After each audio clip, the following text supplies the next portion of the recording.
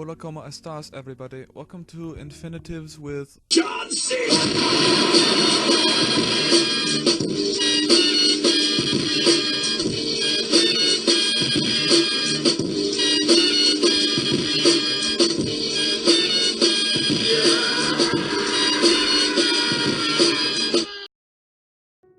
The present active infinitive is translated as to verb.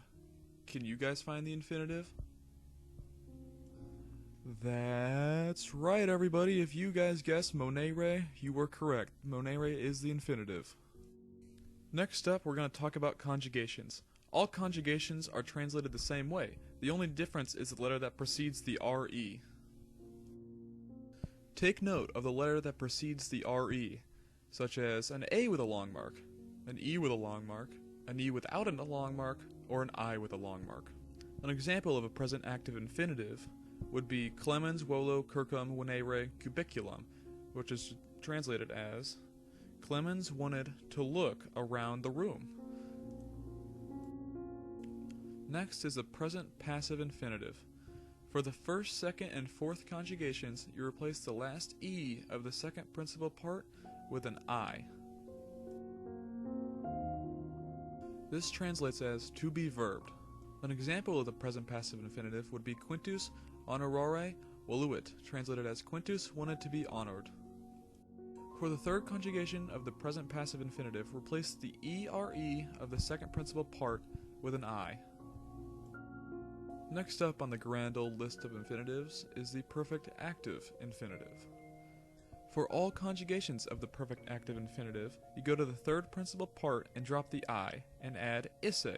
You translate this as to have verbed. An example of this is Caecilius credit Metellum morisse, translated as Caecilius believes Metella to have died. Next on our seemingly endless list of infinitives is the perfect passive infinitive. The perfect passive infinitive is formed by using the fourth principal part and adding esse as a separate word after the fourth principal part. This is translated as to have been verbed. An example of the perfect passive infinitive is Scil centaures deceptus, esse, translated as I know that the senators have been deceived.